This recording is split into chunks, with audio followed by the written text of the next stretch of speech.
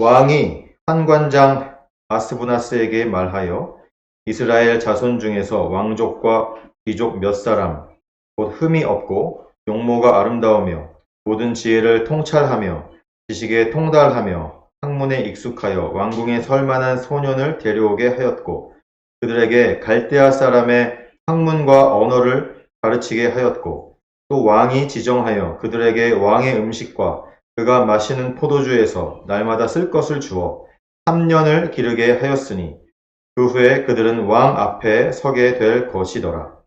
그들 가운데는 유다 자손 곧 다니엘과 하나냐와 미사엘과 아사랴가 있었더니 환관장이 그들의 이름을 고쳐 다니엘은 벨드사살이라 하고 하나냐는 사드락이라 하고 미사엘은 메삭이라 하고 아사랴는 아벳느고라 하였더라. 다니엘은 뜻을 정하여 왕의 음식과 그가 마시는 포도주로 자기를 더럽히지 아니하리라 하고 자기를 더럽히지 아니하도록 환관장에게 구하니 하나님이 다니엘로 하여금 환관장에게 은혜와 긍휼을 얻게 하신지라. 환관장이 다니엘에게 이르되 내가 내 주 왕을 두려워하노라. 그가 너희 먹을 것과 너희 마실 것을 지정하셨거늘 너희 얼굴이 초췌하여 같은 또래의 소년들만 못한 것을 그가 보게 할 것이 무엇이냐? 그렇게 되면 너희 때문에 내 머리가 왕 앞에서 위태롭게 되리라 하니라.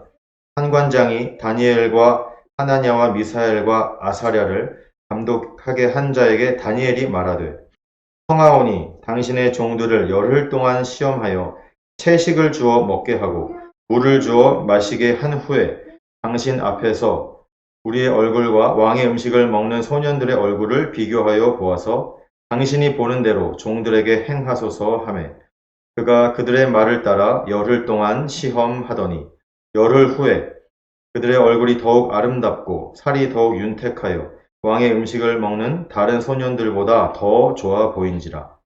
그리하여 감독하는 자가 그들에게 지정된 음식과 마실 포도주를 제하고 채식을 주니라. 하나님이 이 네 소년에게 학문을 주시고 모든 서적을 깨닫게 하시고 지혜를 주셨으니 다니엘은 또 모든 환상과 꿈을 깨달아 알더라.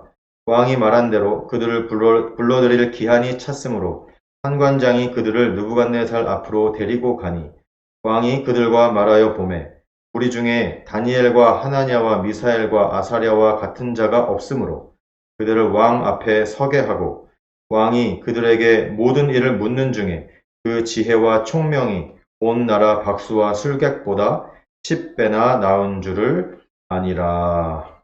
하나님의 말씀입니다. 아멘.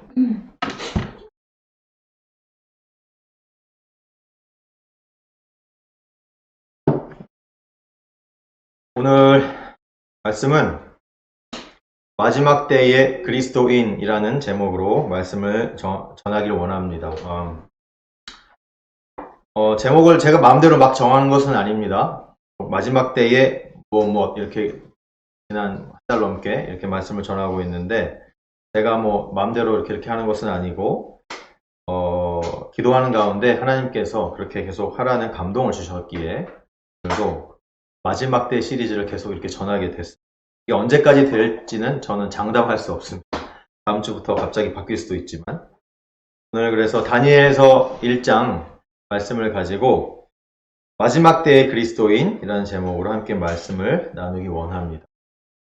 성경에는 묵시록이 2개가 있습니다. 여러분 잘 아는 신약성경 맨 뒤에는 요한계시록이 하나가 있고 구약에는 오늘 1장을 읽은 다니엘서가 바로 그 묵시록에 해당합니다. 이 계시의 말씀이 나와 있기 때문에 특별히 이 다니엘서와 요한계시록이 좀 특별한 그런 성경입니다. 그런데 다니엘서는 앞에는 다니엘과 세 친구들의 이야기가 나옵니다. 1장부터 6장까지는. 그런데 요한계시록 같은 그런 계시의 말씀들은 7장부터 12장까지 나오게 됩니다. 그래서 앞에는 여러분들이 혹시 어렸을 때 주일학교를 다녔으면 어렸을 때부터 거의 외우다시피 이야기를 들은 그런 내용들이 나오고 있습니다. 그런데 이 다니엘과 세 친구들의 이야기 뿐만 아니라 7장 이후에 여러 가지 계시의 말씀들은 이것이 이때를 살아가는 우리 성도들에게 주신 묵시의 말씀, 계시의 말씀이기 때문에 마지막 때를 살아가는 성도들에게 역시나 주시는 말씀인 줄로 믿습니다. 그래서 이렇게 다니엘서를 또 계속해서 또 보기를 또 원합니다. 오늘 읽진 않았는데 우리가 본문이 너무 1장이 너무 길어서 3절부터 읽었는데 오늘 다니엘서가 어떻게 시작이 되냐 하면 1절에는 보면 유다 왕 여호야김이 다스린 지 3년이 되는 해에 시작하고 있습니다. 유다 왕 여호야김이 왕위에 오른 지 3년이 됐다라고 이렇게 정확히 그 때를 말하고 있습니다. 이것은 역사적인 사실이기 때문에 정확한 연도를 우리가 알 수 있는데 예수님이 오시기 전 기원전 606년쯤에 일어난 일이라고 보고 있습니다. 예수님이 오시기 전에 600년 전에 있었던 일입니다. 그때 어떤 일이 있었냐 하면 바벨론이 유다에 있는 예루살렘을 침공을 합니다. 그래서 바벨론 왕, 오늘 본문에도 나오는 느부갓네살이 예루살렘을 점령을 합니다. 그래서 성전에 있는 여러 가지 그릇들과 성전 기구들을 다 가지고 왜냐하면 그 기구들이 다 금으로 되어 있기 때문에 값비싼 금으로 되어 있어서 성전에 있는 기구들과 그릇들을 다 금 기구들을 다 싹 가지고 갑니다. 그리고 바벨론으로 돌아갑니다. 그때 그것만 가지고 간 것이 아니라 포로들을 데려갑니다. 포로들을. 바벨론이 총 3번에 걸쳐서 남유다 예루살렘 성을 공격을 합니다.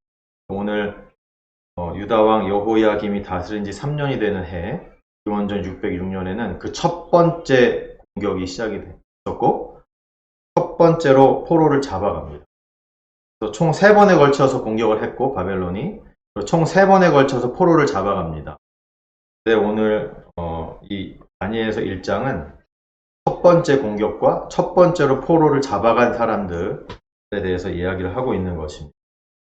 그래서 이 느부갓네살이 바벨론에서 이 유다를 예루살렘을 공격해서 예루살렘 성을 함락시킨 다음에 포로를 잡아가는데 그냥 아무 포로나 막 잡아가지 않고 첫 번째로 이렇게 포로로 끌려간 사람들은 대부분이 왕족과 귀족들이었습니다.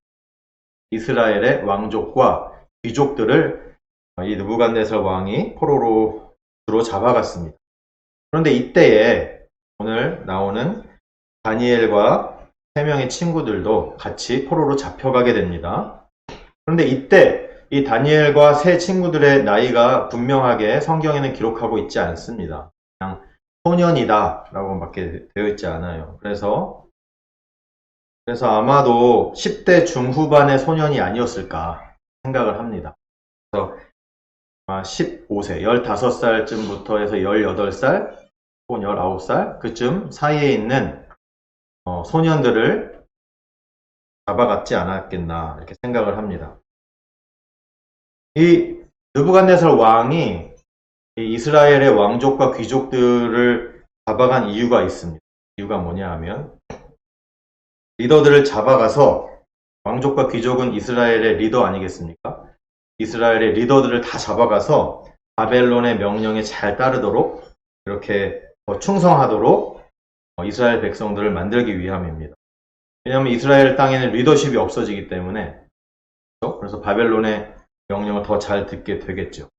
그리고 잡아간 왕족들과 귀족들은 바벨론 안에서 꼼짝 못하게 잡아놓고 바벨론식으로 교육을 하고 교화를 시키고 세뇌를 시키고 그래서 민족성과 문화를 바벨론화 시키려고 그러한 정책을 가지고 이렇게 하는 것입니다.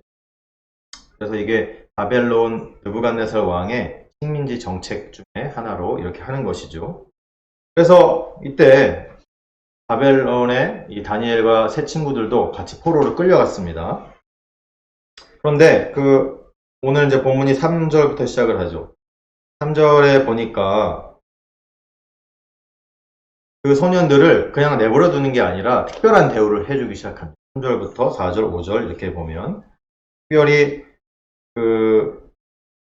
흠이 없고 용모가 아름답고 지혜를 통찰하고 지식에 통달하며 학문에 익숙한 그런 좀 공부도 잘하고 똑똑하고 그리고 잘생기고 이러한 이스라엘의 왕족과 귀족 포로들 중에서 왕궁에서 일을 할 수 있을 만한 소년은 선별을 합니다. 그래서 선별을 해서 그 소년들에게 갈대아 사람의 학문과 언어를 가르치게 했다. 이렇게 말씀하고 있습니다. 그래서 뿐만 아니라 아주 좋은 음식들, 왕이 먹던 그런 왕과 똑같은 음식과 그가 왕이 마시는 포도주를 또 먹게 하고 그래서 3년을 기르게 했다. 이렇게 5절에 말씀하고 있습니다. 그래서 그렇게 교육을 잘 먹고 교육도 잘 받은 다음에 왕 앞에 서게 할 것이다. 이렇게 되어 있죠. 5절에. 그런데 그럼 무슨 말이냐면 이스라엘에서 잡아온 왕족과 귀족들 중에 모든 면에서 뛰어난 그런 소년들을 엄선하여서 최고의 지원을 아끼지 않고 그래서 소위 바벨론 왕립 학교에서 교육을 받게 했다. 이런 말씀입니다. 근데 그 바벨론 왕립 학교의 공부의 내용이 뭐냐면 오늘 성경에 보면 갈대아 사람의 학문과 언어를 가르치게 했다. 갈대아 사람의 학문과 언어는 뭐냐면 여러 학문들을 가르쳤는데 특히 갈대아 사람들은 점성술에 아주 관심이 많았어요. 점치는 것. 하늘에 별자리를 보고서 점을 치고 미래를 예언하고 뭐 이런 점성술에 아주 관심이 많았고 그래서 천문학에도 관심이 많았고 그리고 점을 치는 점술 이런 것들에 관심이 많았습니다. 그래서 그런 것들을 중심으로 여러 가지 학문들을 가르쳤습니다. 그리고 갈대아 사람의 언어는 뭐냐 하면 이 당시에 이제 바벨론 사람들은 주로 아람어를 사용했습니다. 이것은 신약 시대에 예수님을 비롯한 모든 이스라엘 사람들이 사용했던 언어가 아람어입니다. 이때 영향을 받지 않았나 생각을 하는데 아람어를 배우게 되고 수메르어나 아카드어나 여러 가지 바벨론식 언어를 이렇게 배우게 되었습니다. 몇 년 동안 배웠다고 되어 있습니까? 3년 동안 배웠다 이렇게 되어 있습니다. 그러니까 우리식으로 얘기하면은 뭐 15세, 16세, 17세 이렇게 중고등학생쯤 되는 나이 소년들을 데려다가 3년 교육을 시킨 겁니다. 마치 고등학교처럼. 왕립 고등학교, 바벨론 왕립 고등학교 뭐 이런 형식으로 해서 3년 동안 교육을 시키는 거예요.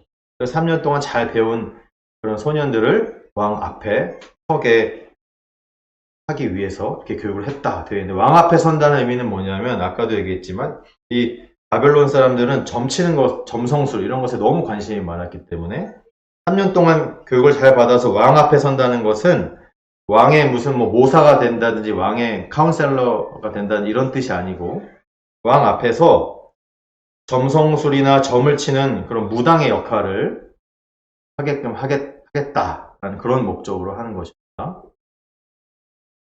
그런 목적을 가지고 3년 동안 바벨론식 교육을 이 다니엘과 3명의 친구들이 받게 되는 것입니다. 그런데 잘 생각해 보십시오. 이 지금 다니엘과 이 3명의 친구들은 원래는 이스라엘의 왕족과 귀족이었어요. 그죠? 바벨론 사람이 아닙니다. 원래는 이스라엘 사람이에요. 이스라엘에서 태어났고 어렸을 때부터 왕족으로서 귀족으로서 이렇게 잘 양육을 받은 신앙훈련과 그리고 여러 가지 문화와 풍습을 이스라엘식으로 하나님의 백성답게 잘 배워온 그런 소년들이 바로 다니엘과 3명의 친구들이죠. 그런데 이 다니엘과 3 친구들이 갑자기 이 바벨론에 끌려와서 전혀 익숙하지도 않은 학문을 배우고 전혀 새로운 이상한 언어를 막 배우기 시작하는 겁니다. 그래서 이상한 곳에서 전혀 익숙하지 않은 이상한 곳에서 이렇게 교육을 받으며 살아가게 된 것이 아니겠습니까? 이것이 마치 원래는 하나님의 백성인 우리 그리스도인들이 이상한 원리들이 지배하는 이 세상에서 살아가는 것과 아주 비슷한 영적인 상황임을 이 성경은 말씀해주고 있는 것입니다. 우리는 이때에 영적으로 바벨론과 같은 세상에서 살고 있습니다. 그래서 오늘 말씀을 통하여 이 마지막 때에 우리 그리스도인들이 이 바벨론과 같은 이 세상에서 어떻게 살아가야 하는가, 그 원리를 깨닫게 되시길 바랍니다. 첫 번째로, 마지막 때에는 자신의 정체성을 분명히 해야 합니다. 마지막 때에는 자신의 정체성을 분명히 해야 합니다. 이게 무슨 말이냐 하면, 내가 누구인지 분명히 해야 된다. 그런 얘기입니다. 내가 누구인가. 여러분은 누구입니까? 우리 다 같이 따라서, 제가 말하면 따라서, 물론 여기가 이제 예배당이 아니기 때문에 여러분들이 따라 하는지 안 하는지 저는 모르겠지만, 제가 이렇게 말하면 저를 따라서 한번 해보십시오. 그 계신 곳에서. 나는 예수님을 믿는 그리스도인입니다. 그리스도인. 아멘. 여러분은 누구입니까? 바로 예수님을 믿는 그리스도인 아니겠습니까? 아멘. 오늘 본문의 6절, 7절을 제가 읽어보겠습니다. 그들 가운데는 유다 자손, 곧 다니엘과 하나냐와 미사엘과 아사랴가 있었더니 판관장이 그들의 이름을 고쳐 다니엘은 벨드사살이라 하고 하나냐는 사드락이라 하고 미사엘은 메삭이라 하고 아사랴는 아벳느고라 하였더라. 이렇게 말씀하고 있습니다. 뭡니까? 다니엘과 세 친구들, 다니엘, 하나냐, 미사엘, 아사랴의 이름을 바벨론식으로 이름을 개명하였다. 그런 말씀을 하고 있습니다. 우리 한국 사람들도 역사적으로 비슷한 경험을 한 적이 있습니다.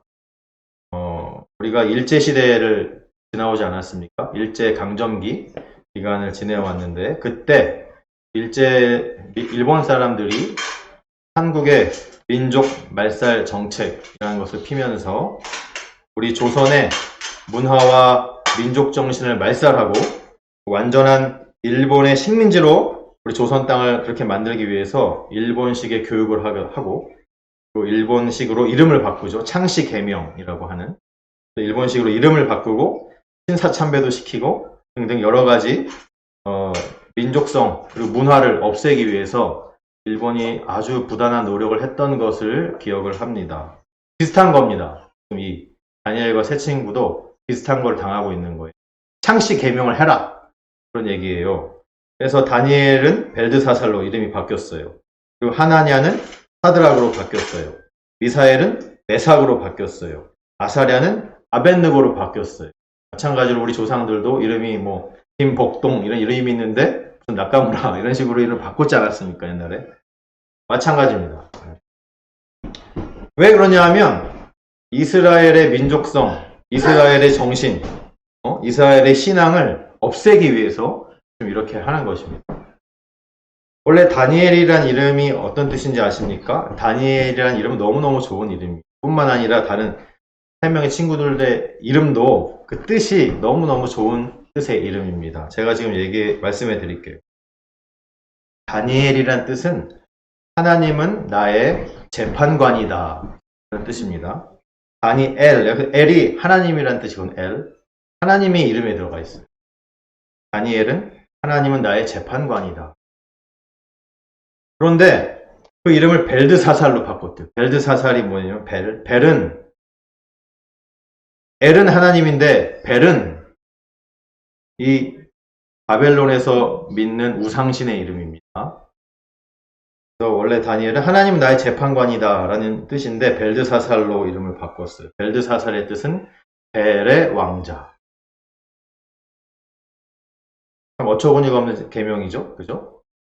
다른 친구들도 마찬가지예요. 다니엘의 친구 중에 하나냐는 그 뜻이 뭐냐 하면 여호와는 은혜롭다. 그런데 이름을 사드락으로 바꿨어. 사드락. 사드락은 무슨 뜻이냐면 태양신에게서 빛을 받았다. 그런 뜻입니다. 마찬가지로 원래는 미사엘인데 미사엘은 엘이 또 들어가서 엘은 하나님이라고 그랬어요. 미사엘 무슨 뜻이냐 하면 누가 하나님과 같으랴 뜻이에요. 그런데 메삭으로 바꿔서 삭. 메삭 여기서 사크라고 된 이 삭은 바벨론의 여신의 이름이에요. 메삭인데 누가 사크 여신과 같으랴 그런 이름으로 바꿨어요.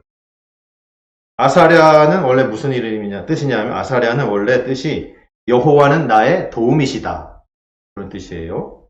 그런데 그것을 아벳느고라고 바꿨어요. 느고는 마찬가지로 바벨론의 신의 이름입니다. 아벳느고는 느고의 종이라는 뜻입니다. 초분이가 없는 창씨계명을 하게 된 것입니다.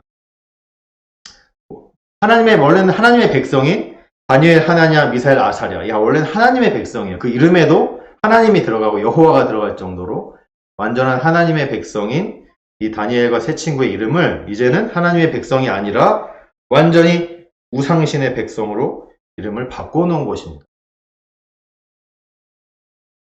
근데 우리는 다니엘은 원래 이스라엘 이름 다니엘로 부르지만 다니엘과 다른 세 친구의 이름은 우리가 하나냐, 미사엘, 아사랴라고 잘 안 부릅니다. 보통 사드락, 메삭, 아벳느고로 바벨론식 이름으로 우리가 익숙해져 있어요. 왜냐하면 세 친구 사드락, 메삭, 아벳느고는 다니엘서 3장에 보면은 이 바벨론식 이름밖에 나오지 않아요. 나중에 또 제가 설교할 기회에 설교를 하겠지만 풀무불에 세 친구가 그 금신상에게 절을 하지 않아가지고 들어가는 이야기가 다니엘서 3장에 나오는데 거기에 이 세 친구의 이름이 원래 이스라엘 이름이 하나냐, 미사엘, 아사랴는 완전히 빠져서 없어지고 사드락, 메삭, 아벳느고라고 나옵니다. 태양신에게서 빛을 받았다. 누가 싹 여신과 같으랴. 느고의 종. 이런 의미를 가진 세 친구의 이름만 나오는 거예요.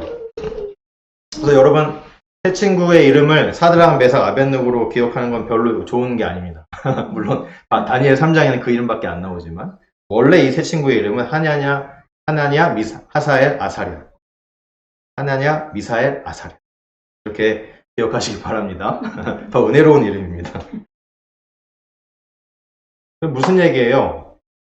이 바벨론에 잡혀온 이 이스라엘의 소년들이 자신의 민족 정신 뿐만 아니라 하나님을 향한 자신의 신앙심, 영적인 신앙까지도 이제는 완전히 바뀌게 되었다라는 그런 이야기를 하고 있는 거예요. 얼마나 무서운 느부갓네살의 이 민족 말살 정책이 아닐 수가 없습니다.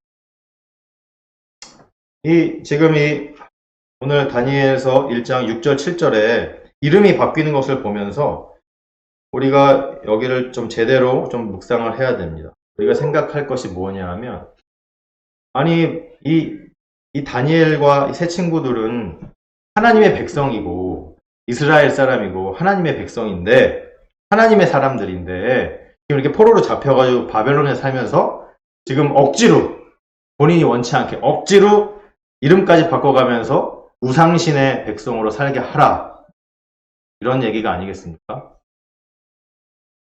자신의 정체성을 분명히 해야 됩니다. 나는 이스라엘 사람인가? 아니면 나는 이름이 지금 바뀌었는데 나는 원래 다니엘인데 난 지금 이 벨드사살이야. 나는 원래 하나님은 나의 재판관이다라고 내 이름의 뜻이었는데 이제는 나는 벨의 왕자라는 이름으로 살아가. 그럼 나는 벨을 믿는 바벨론 사람인가? 이렇게 이제 헷갈리기 시작하게끔 만들려고 하는 겁니다, 이게. 여러분, 우리 다니엘과 세 친구의 이름이 바뀌는 것을 보면서 내가 과연 하나님의 백성인지 아니면 내가 과연 세상에 속한 그냥 사람인지 그건 제대로 깊이 한번 생각을 해봐야 합니다. 여러분은 세상에 속한 사람이십니까? 아니면 하나님의 백성이십니까? 여러분은 그냥 세상에 흘러가는 대로 살아가는 사람입니까? 아니면 천국 시민이십니까? 심판날에 내가 구원받을 양처럼 그와 같은 존재인지 아니면 심판날에 예수님께서 지옥에 갈 염소들 따로 모아놓듯이 아니면 그쪽에 속한 사람인지 우리가 심각하게 생각해 봐야 하는 것입니다. 이 다니엘과 세 친구들이 아무 생각 없이 그냥 이름도 바꾸고 그냥 바벨론 문화와 풍습에 젖어서 살면 그냥 바벨론 사람이 되는 거예요. 그냥 벨의 왕자가 되는 거예요. 우상의 왕자가 되는 거예요. 그냥 우상 느고의 종이 되는 거예요. 우상 싹 그 여신을 그냥 섬기고 태양신을 섬기고 그냥 사는 거예요. 왜냐면 다른 사람들이 다 그렇게 사니까. 그러나 베드로전서 2장 9절 제가 설교 시간에 여러 번 얘기하는 말씀이에요. 그러나 너희는 택하신 족속이요 왕 같은 제사장들이요 거룩한 나라요 소유가 된 백성이니 아멘. 우리는 택하신 족속인 줄로 믿습니다. 우리는 왕 같은 제사장인 줄로 믿습니다. 우리는 거룩한 나라라고 하나님께서 말씀하셨습니다. 하나님의 소유가 된 백성이다 라고 말씀하셨습니다. 아멘. 그리고 빌립보서 3장 20절에 그러나 우리의 시민권은 하늘에 있는지라 거기로부터 구원하는 자 주 예수 그리스도를 기다리노니 아멘. 우리의 시민권은 하늘에 있는 줄로 믿으시기 바랍니다.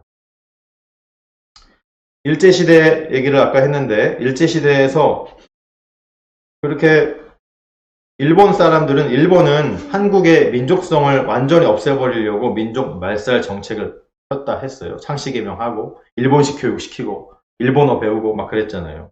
신사참배하고.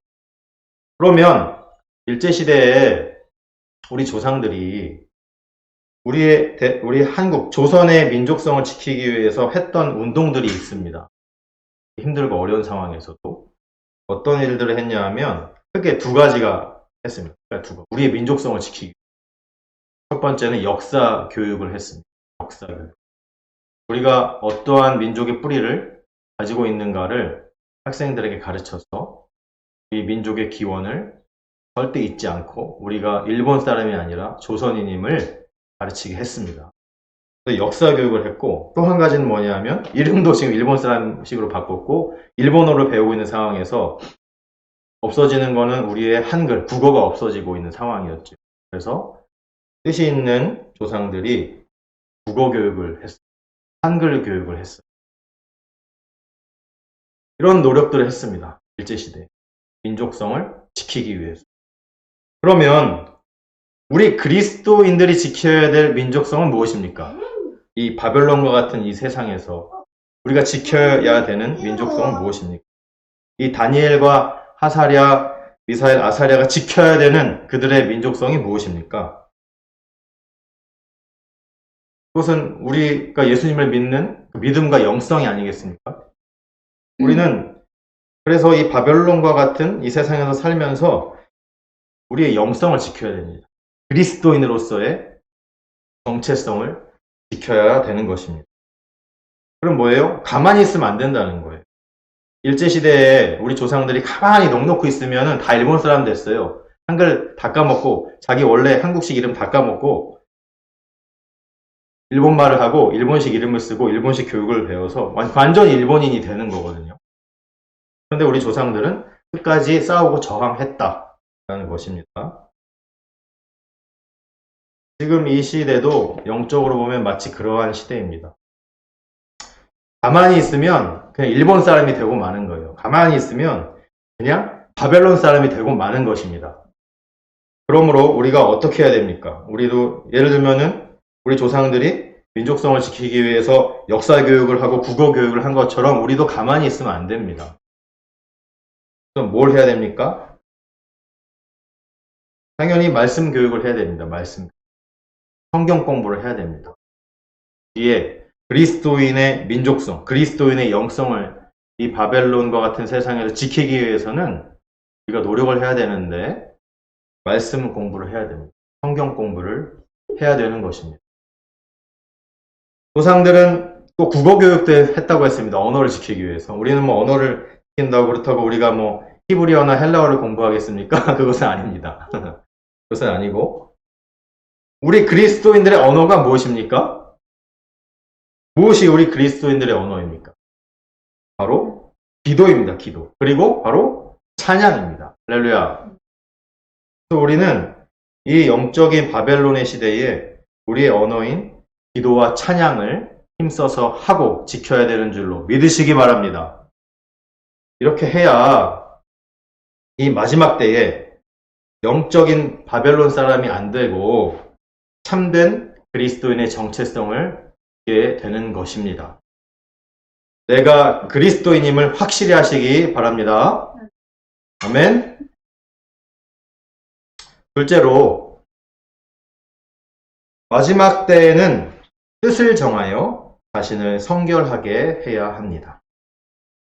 마지막 때에는 뜻을 정하여 자신을 성결하게 해야 합니다. 오늘 본문 8절에 보니까 다니엘은 뜻을 정하여 왕의 음식과 그가 마시는 포도주로 자기를 더럽히지 아니하리라 하고 자기를 더럽히지 아니하도록 환관장에게 구하니 이렇게 말씀했습니다. 뜻을 정했대요.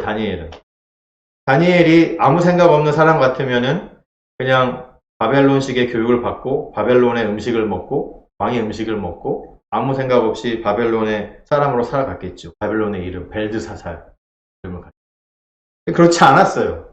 바벨론과 새 친구들은 그렇지 않았어요. 뜻을 정하고 내가 비록 바벨론에서 살고 있지만 하나님의 백성으로서 내 자신을 더럽히지 아니하리라. 이러한 결심을 한 겁니다. 이러한 결단을 한 것입니다. 왕의 음식과 그가 마시는 포도주로 나를 더럽히지 않겠다. 이런 뜻을 정하는 거예요. 여기에 보면은 왕의 음식, 포도주 이렇게 나오는데 이 음식들은 우리에게 몇 가지 영적인 의미들을 우리에게 주고 있습니다. 왕의 음식이 뭡니까? 왕의 음식.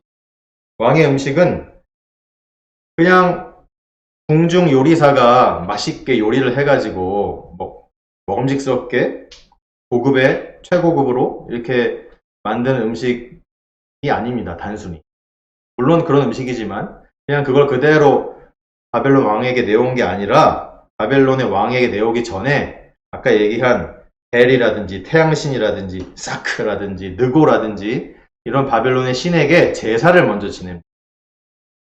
바벨론의 신들에게 제사를 먼저 지내고 그 다음에 왕이 먹습니다. 그러니까 이것은 우상에게 드려진 음식이 되는 겁니다. 신들에게, 바벨론의 우상들에게 먼저 제사 지낸 음식입니다. 그리스도인답지 않은 음식입니다. 영적으로 신앙생활을 방해하는 음식이 될 수도 있습니다. 우리가 이 시대를 살아가는 우리들이 그렇다고 고기를 안 먹겠습니까? 그런 게 아니고 내가 그리스도인인데 그리스도인답지 않게 되는 그런 음식들을 얘기를 하는 겁니다. 나의 영성을 방해하는 그런 음식입니다. 무엇이 있습니까?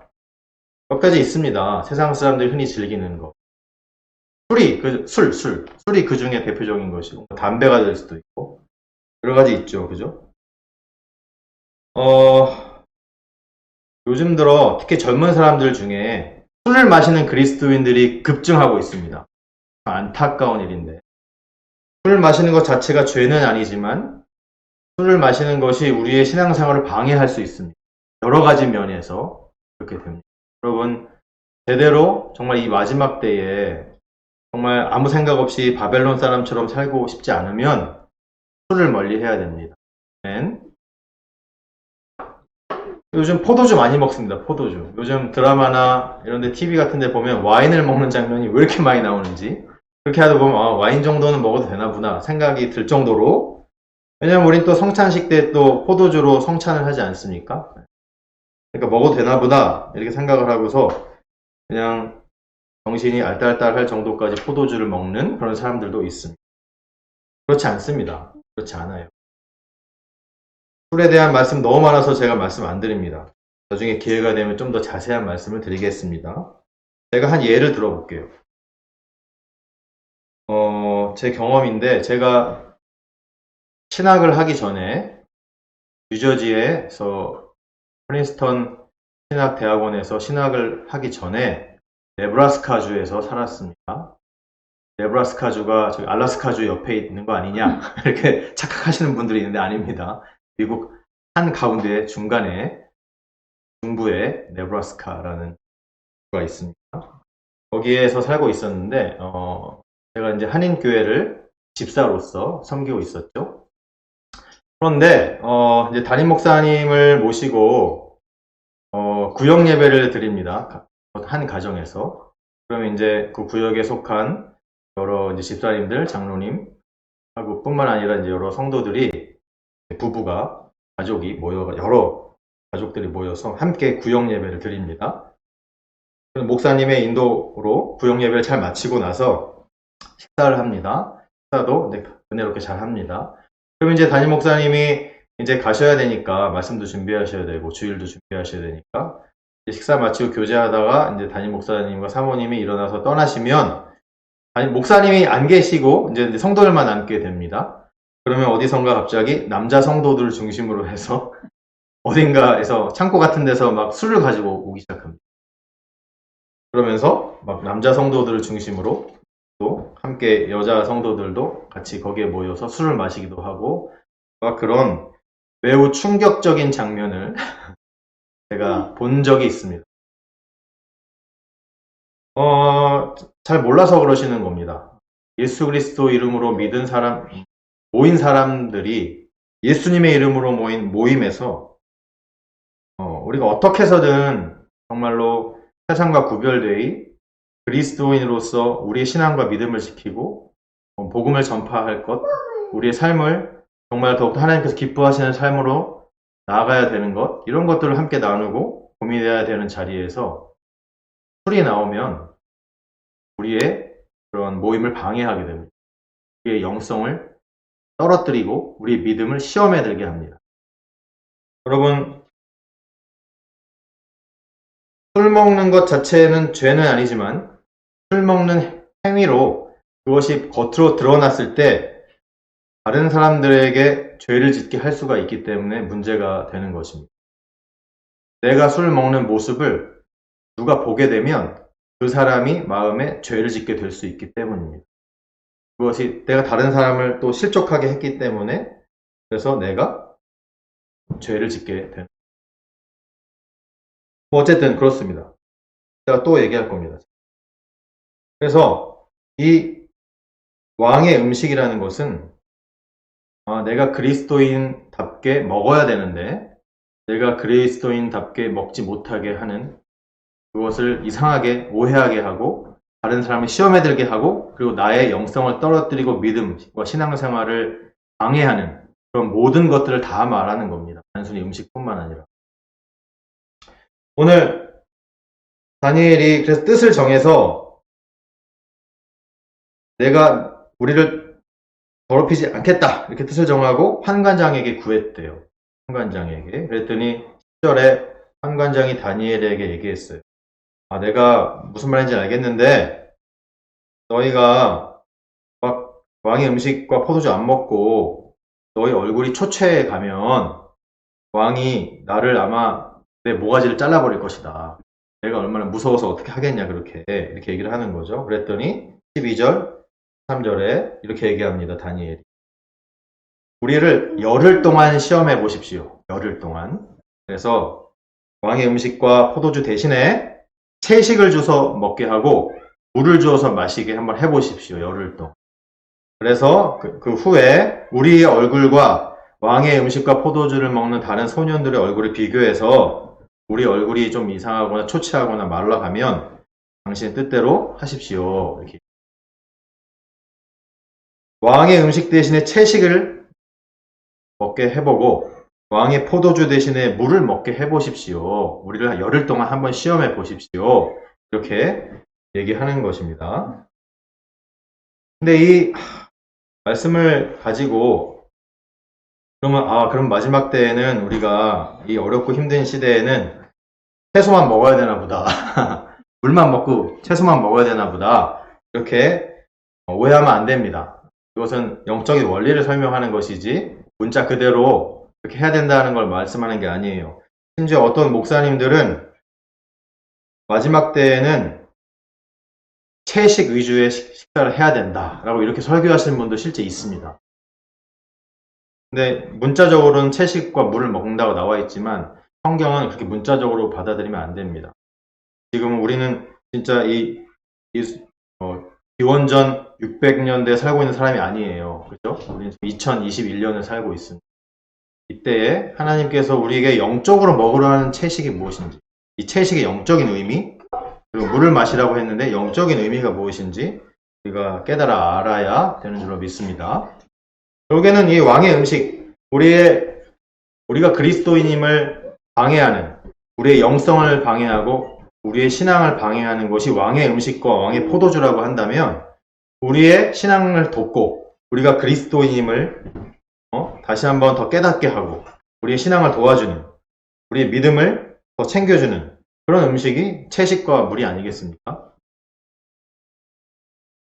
채식의 영적인 의미는 뭐냐? 우상에게 드려지지 않은 음식을 얘기를 하는 거예요. 이렇게 얘기하면 세상과는 구별된 음식을 얘기를 하는 거예요.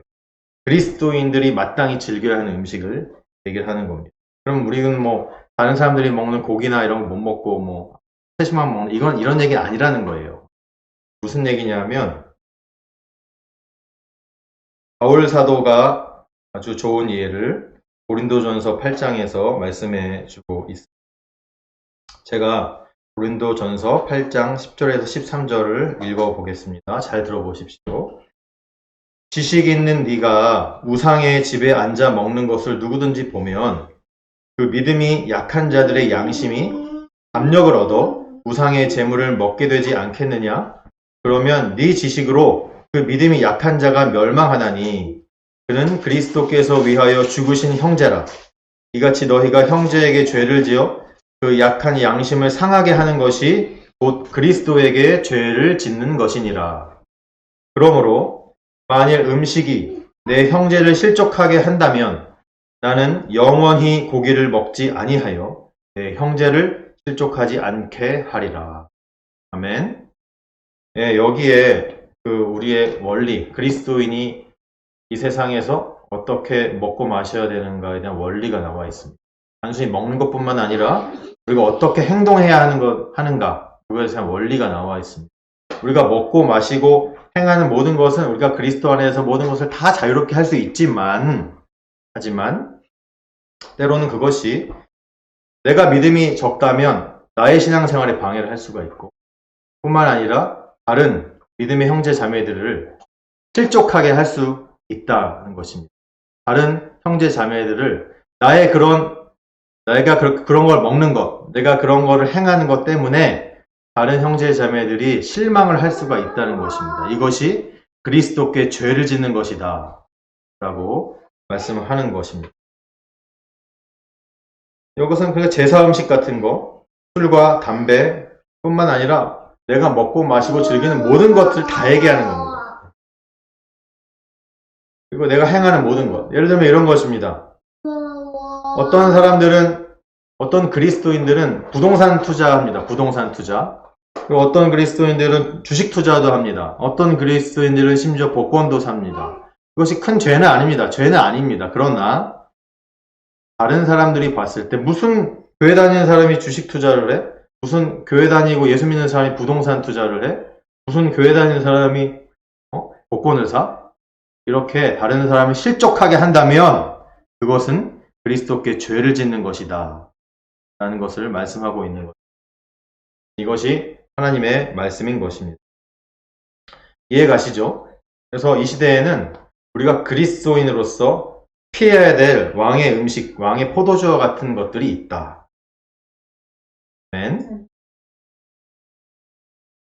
뜻을 정하고 이 다니엘과 새 친구들처럼 뜻을 정하고 성결하게 사는 것이 쉬운 일이 아닙니다. 어려운 일이에요.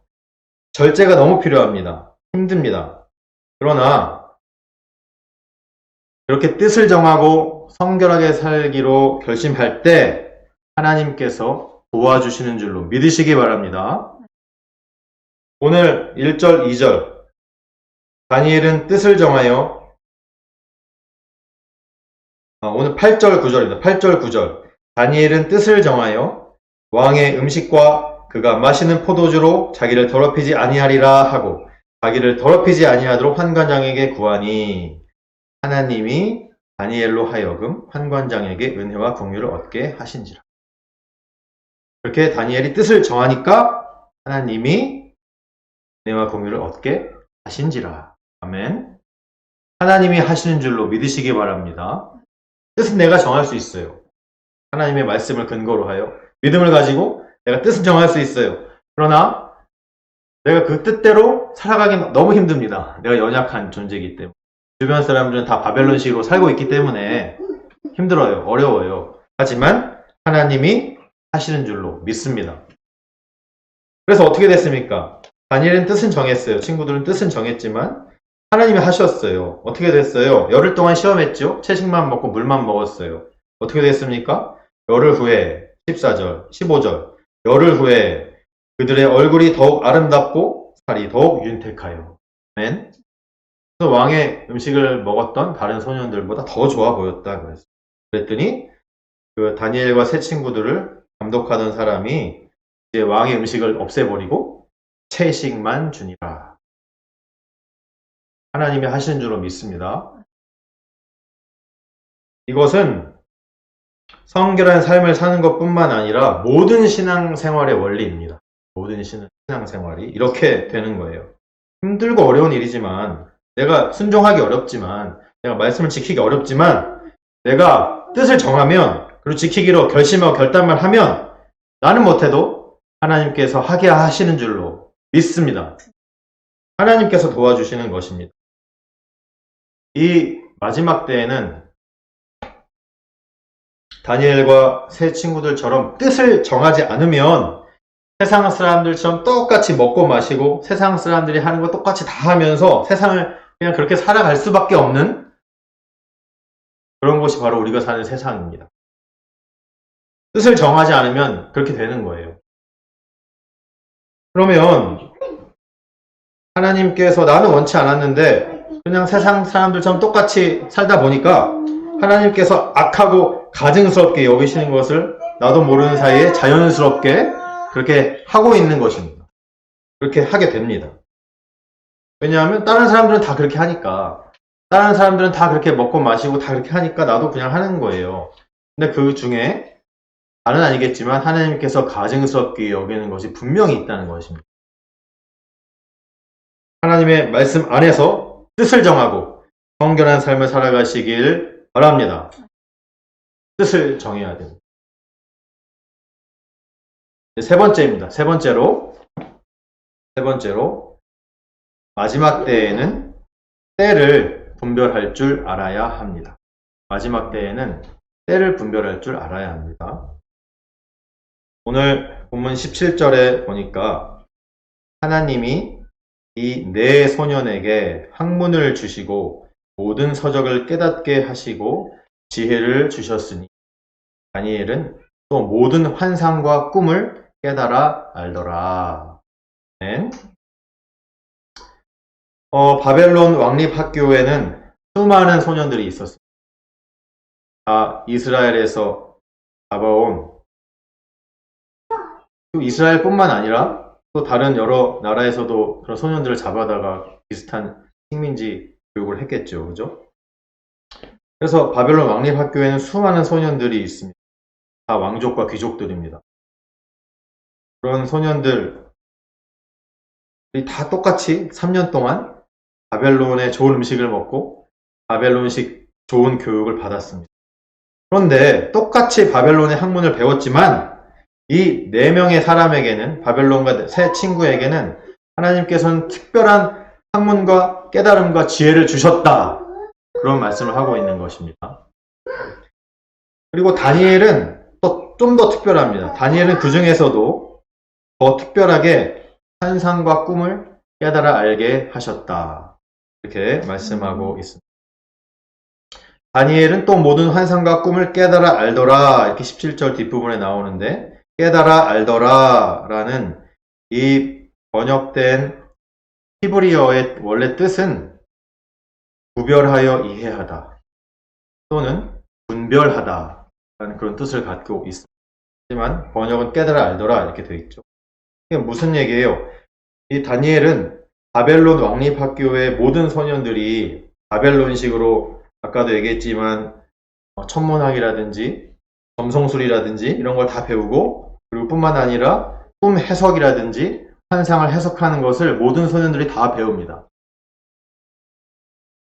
다 그 왕립학교에서 배우지만 하지만 하나님은 그런 바벨론식의 꿈과 환상 해석하는 그런 걸 가르쳐 주신 게 아니고 특별히 다니엘에게만 하나님께서 꿈과 환상을 분별하게 하시고 꿈과 환상을 이해하게 만드셨다.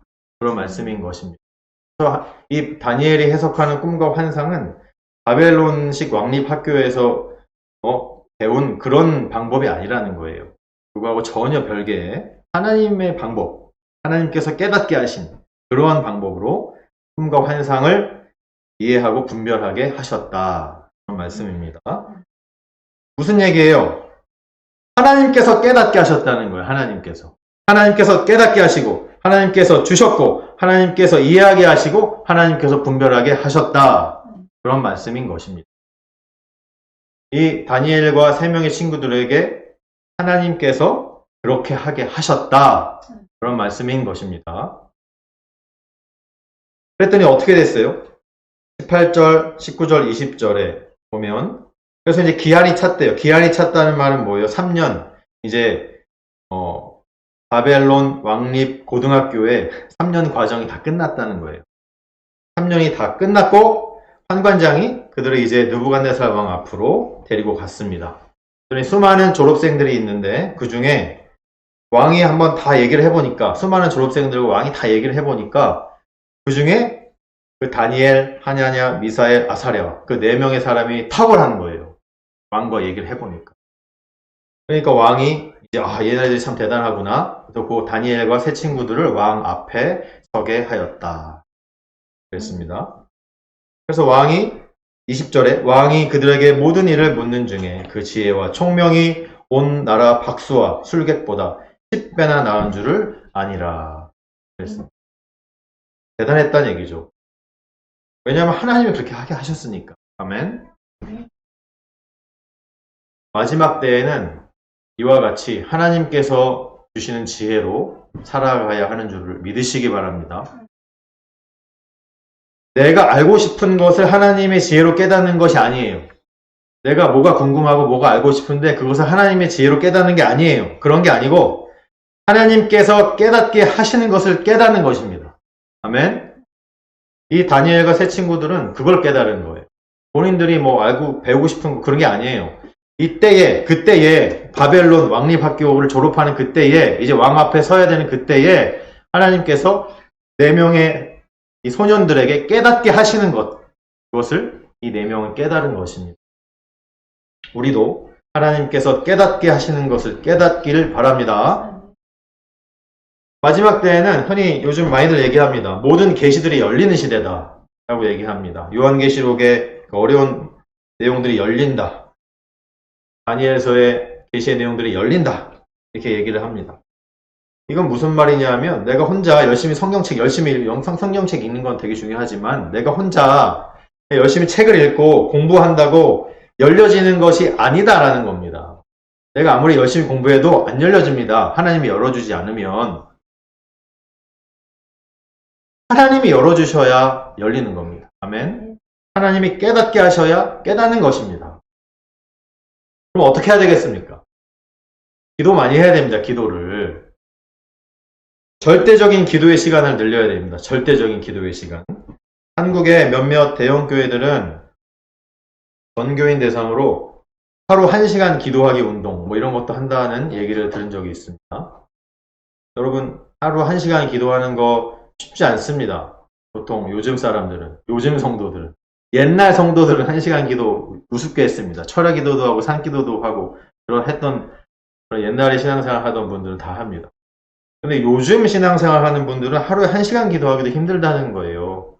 그래서 성도들이 맨날 뭐 기껏해야 5분, 10분밖에 기도 안 하는데 1시간을 못 하니까 교회에서 1시간 동안 어떻게 쓰든 기도하게끔 이렇게 A4 용지에다가 1시간 동안 기도할 수 있게끔 이렇게 1시간 기도를 도와주는 그런 그걸 만들어가지고 그걸 보면서 1시간 동안 기도하십시오. 기도문 같은 거, 기도 제목 같은 거 이렇게 하기도 합니다. 절대적인 기도의 시간이 너무 중요합니다. 이 마지막 때에는. 과거에도 기도가 너무 중요했는데 요즘은 더 중요합니다. 시간이 가면 갈수록 주님이 오실 그날이 가면 갈수록 더 가까우면 가까울수록 기도하는 시간은 더 중요합니다. 아멘. 왜냐하면 이 세상이 어떻게 변화되어지고 앞으로 어떠한 일이 일어나고 우리가 어떻게 때를 분별해야 되고 어떻게 판단을 해야 될지 아무도 모르기 때문에 아무도. 오직 누가 아십니까? 오직 하나님밖에 모르기 때문에 우리는 기도할 수밖에 없는 것입니다. 기도의 시간을 더 늘려가시길 바랍니다. 그리고 이 마지막 때에는 성경을 보면은 성령님이 주시는 신령한 은사들이 많이 나옵니다. 성경에 많이 있습니다. 시간이 없어서 다 얘기해 줄 수가 없어요. 나중에 은사에 대한 말씀을 전할 때가 되면 또 자세히 설명해 드리겠습니다. 지금은 과거에도 우리가 이 세상에서 신앙생활을 할 때 신령한 은사들이 많이 필요했는데 마지막 때 주님이 오실 날이 가까워올수록 사실 더 필요합니다. 더 필요해요. 이 마지막 때에는. 그래서 이 마지막 때에는 영적인 신령한 은사들이 많이 필요하기 때문에 그래서 여러분 방언 기도 할 줄 알아야 됩니다. 가능하면. 모든 사람이 다 할 수는 없습니다. 하지만 할 수 있다면 해야 됩니다.